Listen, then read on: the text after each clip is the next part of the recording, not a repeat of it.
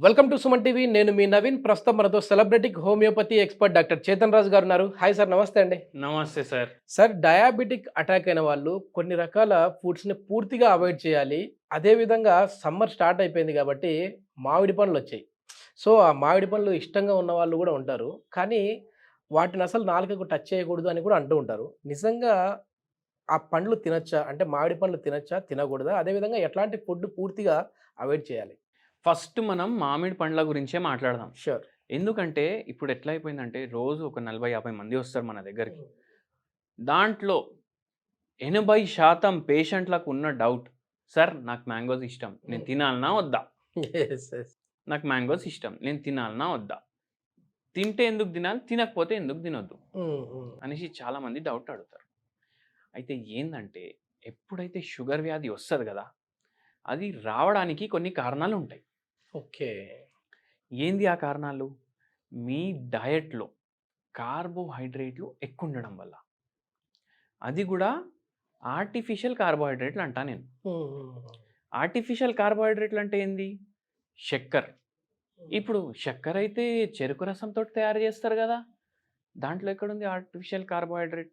Artificial carbohydrate in the sense, నేను దానికి ఏం ఎక్స్ప్లెనేషన్ ఇస్తా అంటే, ఏదైతే ఫుడ్ ప్రాసెస్ అయింది, ఏదైతే ఫుడ్ ప్రాసెస్ అయింది ఆ ఫుడ్ ఆర్టిఫిషియల్ అని చెప్తాను నేను. ఓకే. డైరెక్ట్ చెరుకు తింటే ఏం కాదు. దాని నుంచి మళ్ళీ చక్కెరగా చేస్తా ఉన్నారు కాబట్టి చెరుకు కూడా తినకూడదా? షుగర్ కేన్లో ఉండేది సుక్రోస్. ఓకే. మీకు ఇంకోటి నేను ఎక్స్ప్లెయిన్ చేస్తా. Yeah, please. ఇప్పుడు షుగర్ కేన్ ఫ్యాక్టరీలో అబ్జర్వ్ చేయండి మీరు. ఓకే. ఈ చెరుకు రసం తీసి దాంట్లోకి వెళ్ళి బెల్లం తయారు చేసి మళ్ళీ దాంట్లోకి వెళ్ళి చక్కెర తయారు చేస్తారు. ఇవి ఎప్పుడు ఈ చెరుకు ఏదైతే ఉంటాయి కదా, దాని ఫామ్ దగ్గరనే ఉంటాయి. ఓకే. దూరం ఉండవు, దానికి దగ్గర ఉంటాయి.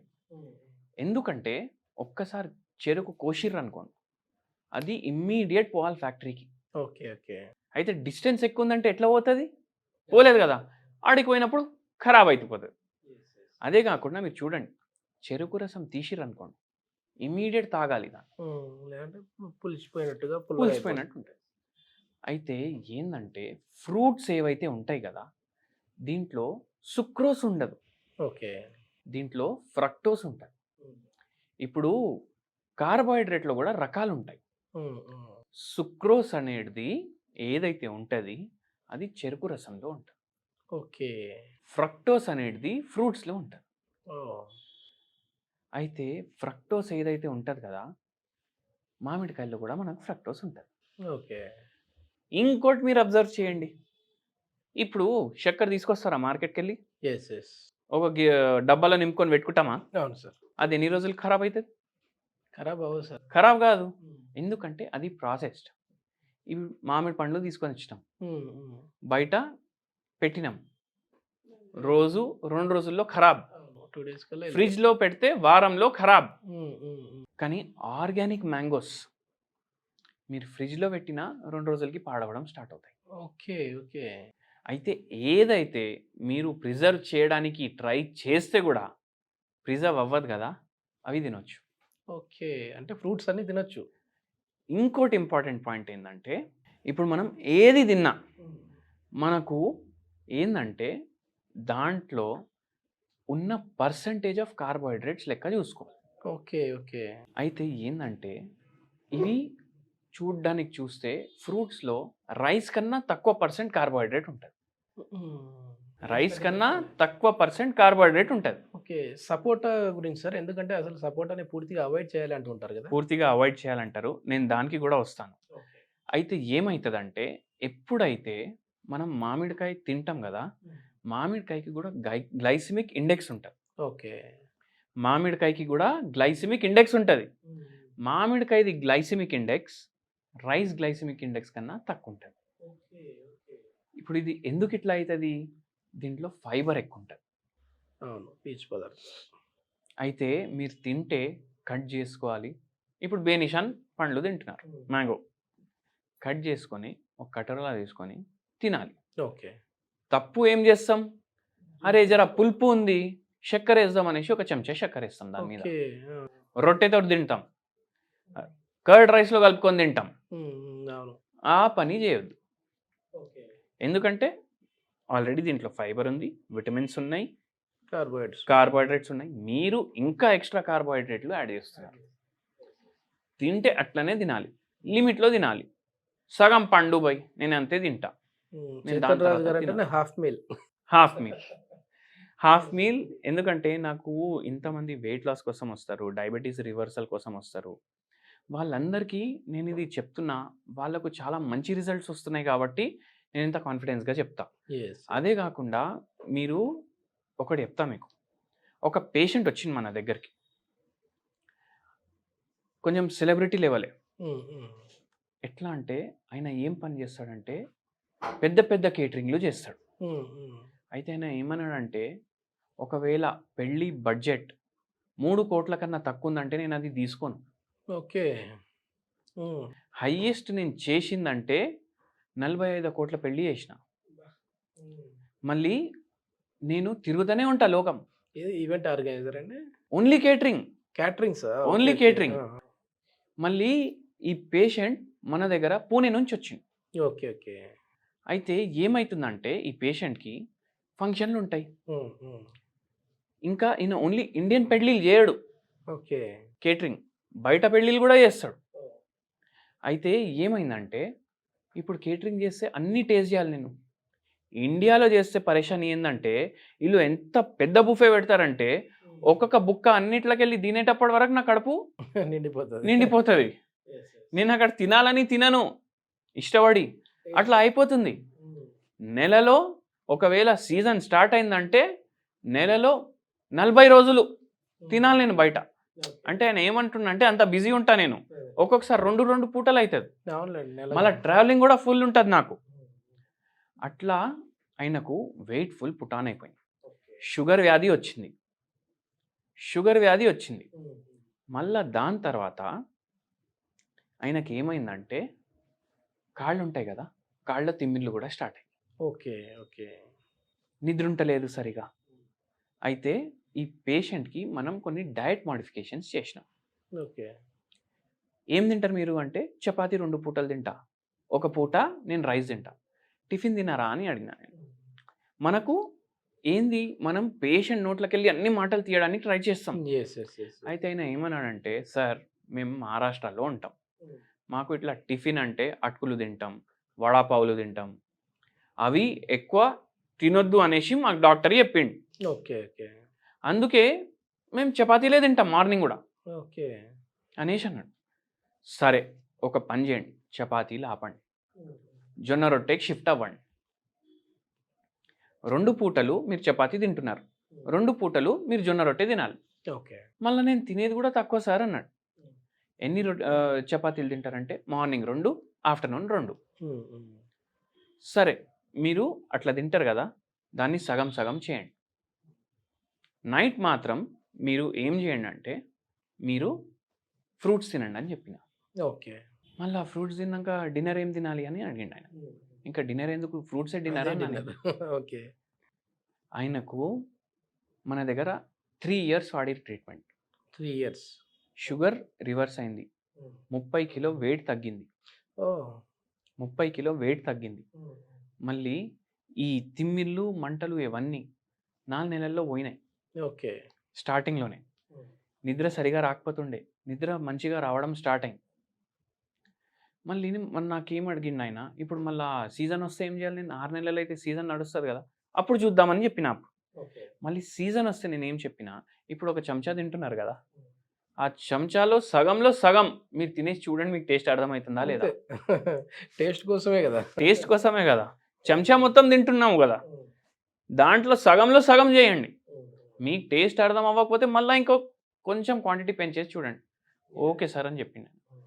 ఆ ప్రాబ్లం కూడా సాల్వ్ చేసినాము, షుగర్ వ్యాధి సాల్వ్ చేసినాము, వెయిట్ తగ్గించినాము, నరాల ప్రాబ్లం ఉంటే అది తగ్గించినాము. ఓకే. అయితే డయట్లో మనం ఇంకా ఏం చేంజెస్ చేసుకోవచ్చు అంటే, ఇప్పుడు మనము ఇడ్లీలు దోశలు తింటాం కదా, రైస్ వేసుకొని చేసుకుంటాం కదా, అది అవును సార్, రెడ్ రైస్ అనేసి ఒక రైస్ వస్తుంది. ఓకే. దాంతో దాంతో మీరు చేసుకోండి. ఓ లేకపోతే ఈ మిల్లెట్స్. పొట్టు తీయలేని రైస్ తోటి చేసుకోండి. ఓకే. ఒక 5% అన్న కార్బోహైడ్రేట్ పోతుంది. నేను ఏం చెప్తా పేషెంట్ల కంటే, మీరు రైస్ తినొద్దు అని అనుకుంటున్నారు, దాని బదులు మీరు బ్రౌన్ రైస్ తింటున్నారంటే దాంట్లో 5% ఫైబర్ ఉంటుంది.